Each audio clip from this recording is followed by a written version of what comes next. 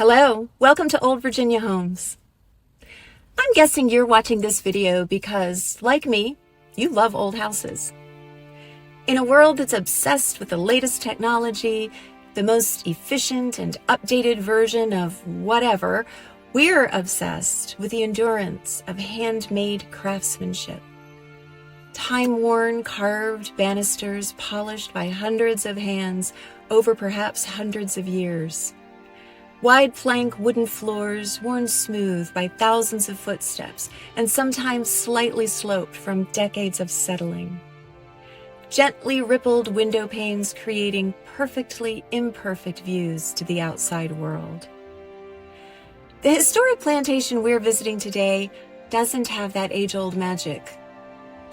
It is an interpretive reproduction informed by archaeological evidence and historic precedent.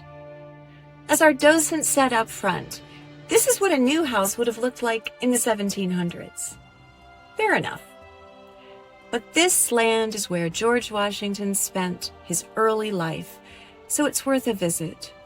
Join me as we visit Ferry Farm, an Old Virginia homestead in Stafford County. Let's go.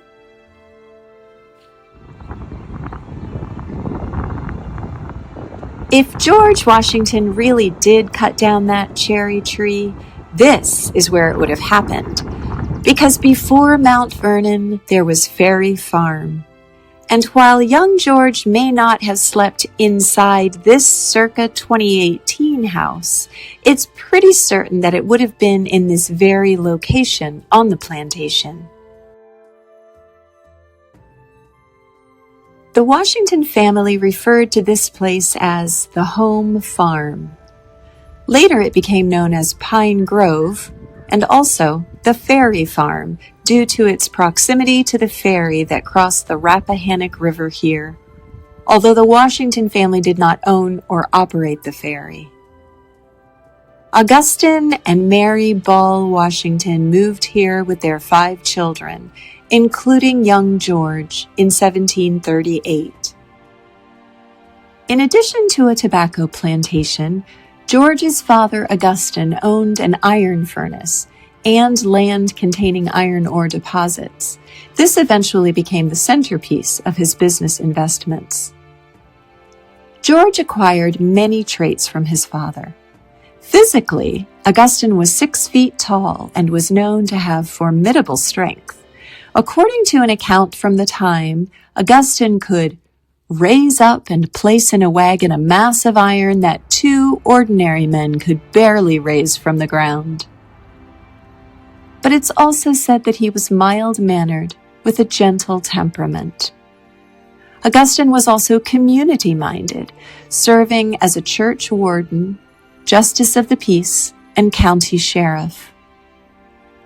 Augustine died at Ferry Farm in 1743, when George was just 11 years old. But by this age, George would have observed how his father managed the business of a plantation and iron furnace, as well as how Augustine had taken on leadership positions in society. Here, George developed a passion for agriculture and took on the property himself when he turned 21. In the 18th century, this was a bustling plantation, and because it was also a ferry crossing, it became a busy thoroughfare, connecting travelers, goods, and ideas between Fredericksburg and other colonies. Today, the reconstructed Washington House stands on its original foundation, based on years of meticulous archaeological research. Although there are no known original sketches of this house and little descriptive evidence, the rooms are not furnished by mere guesswork. Each detail was informed by artifacts unearthed in this very spot and in the surrounding acreage. This property is an active, ongoing archaeological site. Excavations have revealed thousands of objects: broken ceramics, tools, buttons, toys, and oddly, hair curlers, Lots and lots of hair curlers.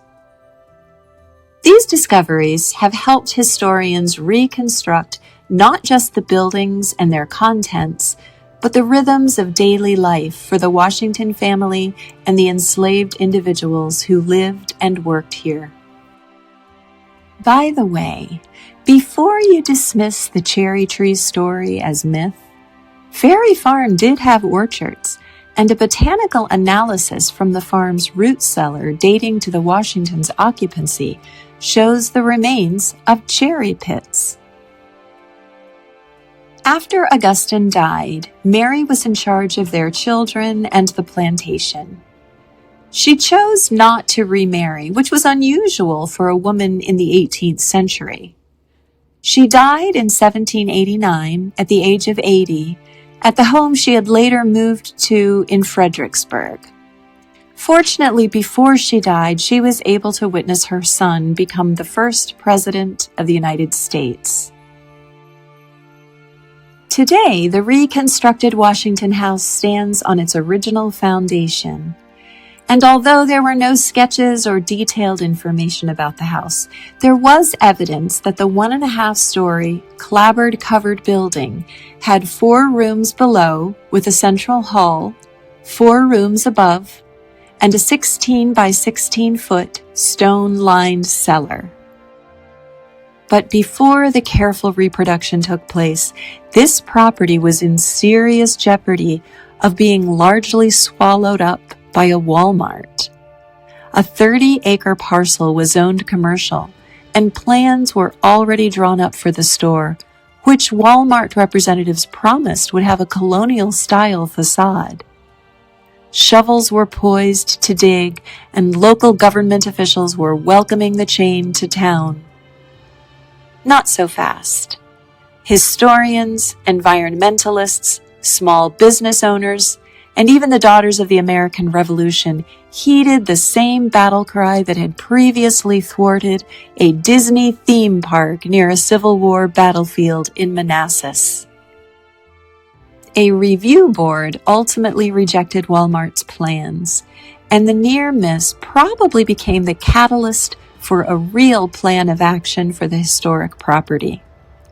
Now owned by the George Washington Foundation, the house was completed in 2018 and was built using 18th century building techniques by experts in colonial craftsmanship.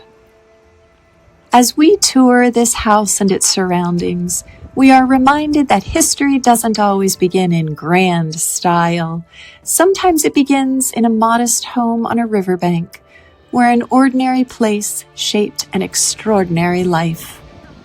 And as we walk through the formative landscape of America's first president, we see how the past continues to be discovered, one tiny artifact at a time.